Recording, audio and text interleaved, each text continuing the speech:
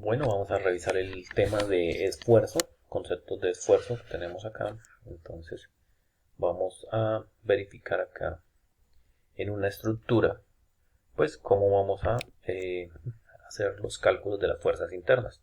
Tenemos dos métodos para hacer el cálculo de las fuerzas internas. Uno es pues haciendo la separación de los elementos, ¿sí? Que es lo que trabajamos como armazones, y vamos a calcular entonces para cada uno de los elementos las tres ecuaciones: una sumatoria de momentos, dos sumatorias de fuerzas, una en X y en Y, y a partir de esas ecuaciones podemos determinar las fuerzas que necesitamos.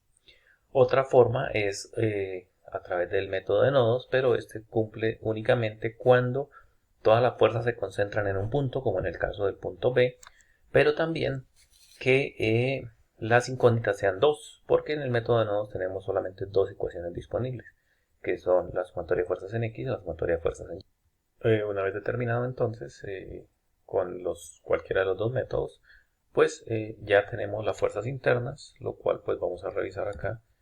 Entonces en el elemento BC pues vamos a tener la fuerza que nos dice que el elemento está en tensión, y en el elemento AB las fuerzas que nos dicen que el elemento está en compresión.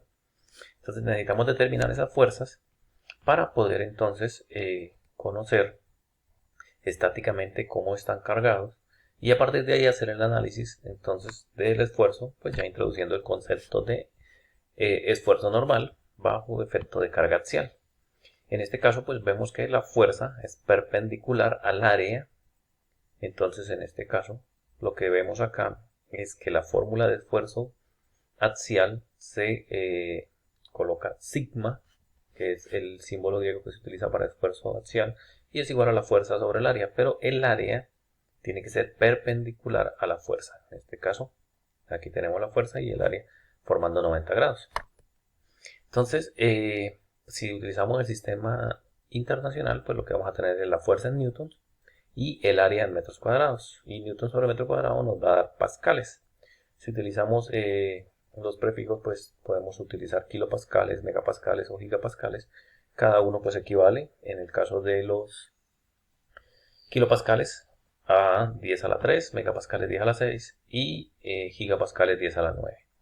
Si utilizamos sistema inglés, pues trabajamos libras sobre pulgada cuadrada, que equivalen a PSI, y tenemos entonces una unidad que se llama KSI, que son kilo PSI, o sea, 10 a la 3 PSI.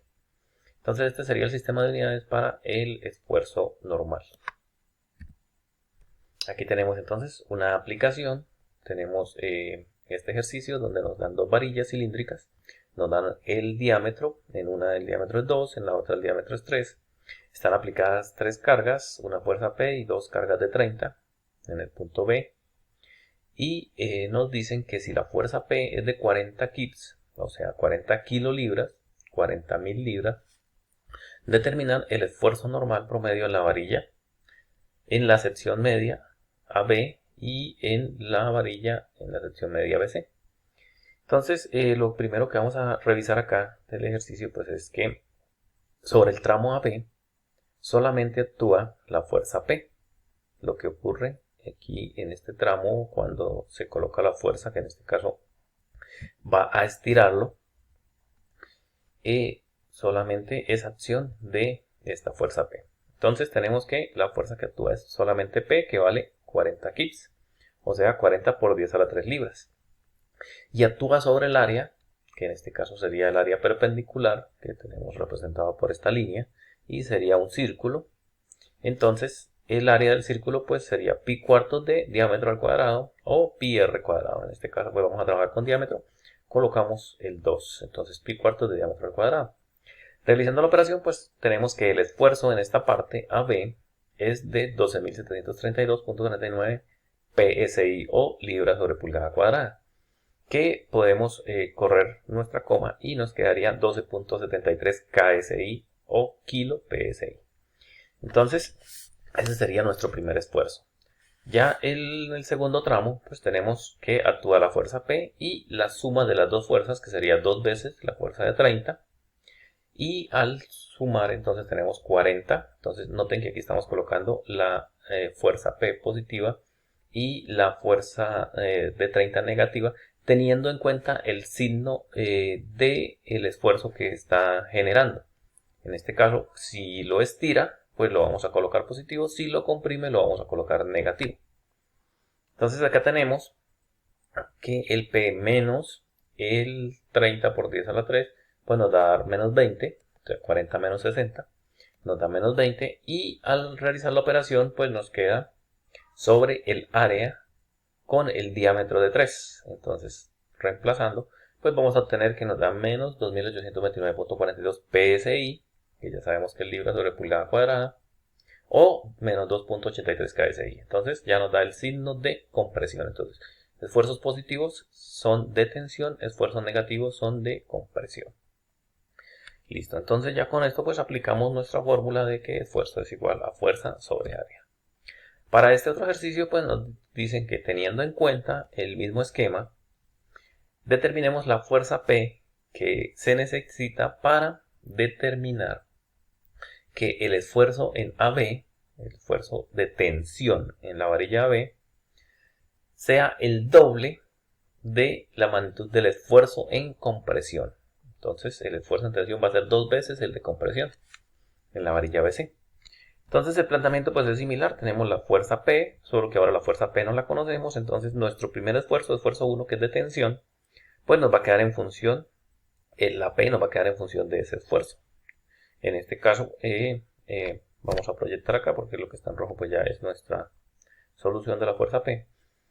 En este caso tenemos una primera ecuación donde P queda en función del esfuerzo 1, que simplemente lo hacemos pasando a multiplicar acá. Aquí tenemos que 2 al cuadrado nos da el 4, entonces se cancela 4 con 4 y nos queda pi, que es 3.1416. En el otro tramo pues tenemos que es la fuerza P menos 2 veces la fuerza de 30, entonces es lo que nos queda indicado. Entonces para solucionar acá y hallar la fuerza P en función del esfuerzo 2, pues nos queda, una vez realizada la operación, que P es igual a 7.068 esfuerzo 2 más 60 por 10 a la 3. Entonces, como la P es la misma, pues podemos igualar P con P, pero la condición que nos dan en el ejercicio es que el esfuerzo de tensión es igual a 2 veces el esfuerzo de compresión. Como ya sabemos que el esfuerzo de compresión es un esfuerzo negativo, entonces colocamos nuestro signo menos en la parte externa para que el esfuerzo de tensión nos dé positivo y no nos dé negativo. Entonces, reemplazando que el esfuerzo 1 es igual a menos 2 veces el esfuerzo 2, donde tenemos la primera ecuación de P, e igualándola a la segunda ecuación de P, pues podemos llegar a que despejamos nuestro esfuerzo 2 y nuestro esfuerzo 2 nos da menos 4.493.98 PSI. Y el esfuerzo 1, al reemplazarlo en la fórmula que tenemos que menos 2 veces el esfuerzo 2, pues nos va a dar positivo de 8.987.96. Como ya tenemos estos dos valores, pues podemos despejar P en cualquiera de las dos ecuaciones. Tomando el esfuerzo 2 y reemplazándolo acá, podemos hallar el valor de P. O tomando el esfuerzo 1 y llevándolo a esta primera fórmula, hallar el valor de P, que fue lo que se hizo acá. Entonces tenemos que 3.1416 por 8.987, pues nos va a dar que la fuerza es de 28.236.56 libras o 28.2 kits o kilolibras. Entonces este sería pues el procedimiento para desarrollar este ejercicio aplicando la fórmula de esfuerzo.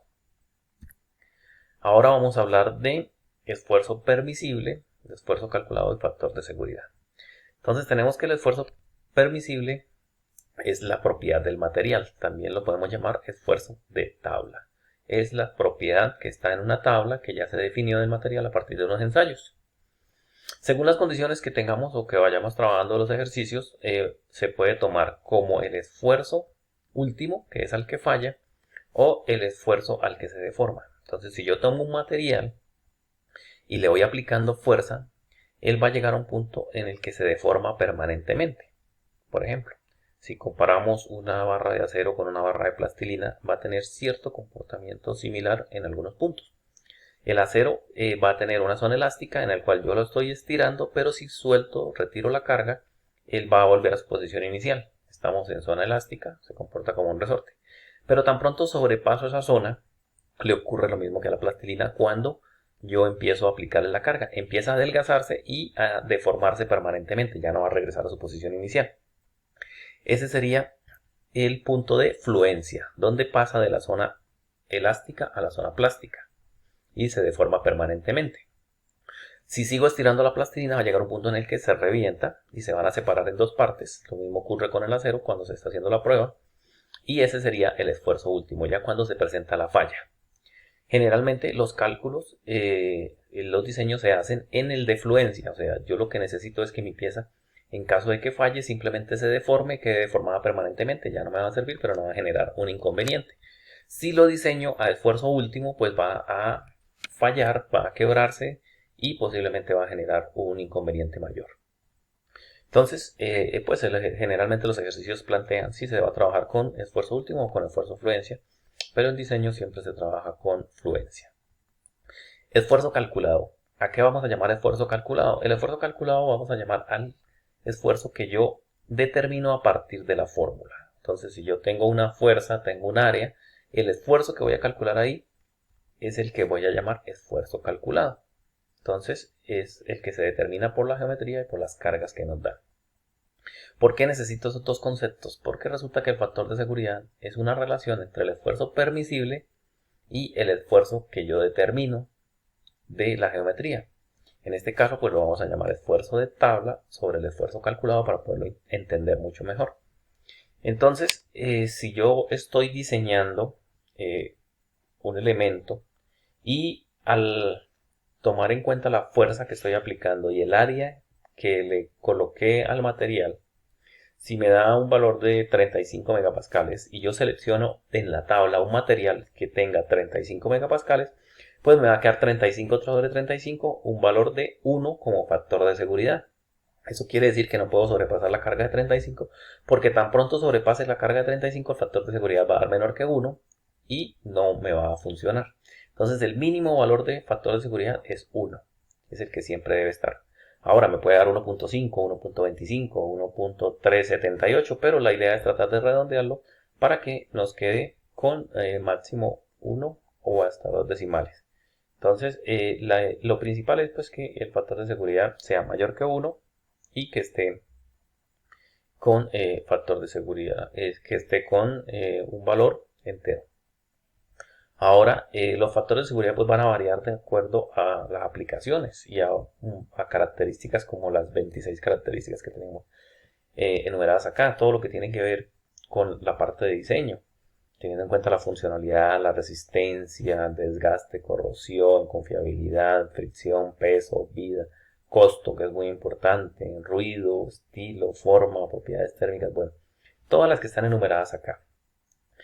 De eso depende. Y también pues va a variar mucho de acuerdo a la aplicación. Si yo necesito diseñar la silla, pues con un factor de 1.5 podría servir. Si la diseño para que soporte 100 kilogramos, pues si alguien con 150 kilos pues se va a subir ahí, es posible que la silla haga un soporte. Ya si alguien más pesado pues va a fracturar la silla o la va a deformar permanentemente, pero no va a ocasionar un accidente grave. Ahora, si ya estoy diseñando una aeronave, pues sus componentes, dependiendo del trabajo, de los ciclos que van a cumplir y de los materiales con los que se van a hacer, pues ya puede tener hasta factor de seguridad de 10 o mayor, dependiendo de lo que se esté considerando. Entonces, es muy relativo a la aplicación. También algo muy importante es que si yo sobrepaso, si yo no tengo en cuenta esos factores de seguridad y no hago los cálculos correctamente, pues en el momento que se va a sobrepasar la carga para la que está diseñado, pues vamos a tener unas fallas, como en este caso, que vemos que en el puente ya hubo una fractura, una deformación permanente. Lo mismo en el vehículo, si van a sobrepasar la carga para la cual fue diseñado, pues tenemos estos efectos. Lo mismo en el tráiler, tenemos la carga ubicada en un punto incorrecto y pues genera una deformación permanente. La viga que tenemos acá también, ya bajo efecto de sobrecarga, tiene una deformación permanente. Entonces es importante tener en cuenta el factor de seguridad según la aplicación, porque si existe una sobrecarga, inmediatamente va a presentarse una falla. Entonces también podemos revisar las diferentes normas que se aplican en ingeniería. Ellas nos van a permitir encontrar más fácil el factor de seguridad para un componente que se esté diseñando. En este caso vamos a hacer un comparativo con un cable de ascensor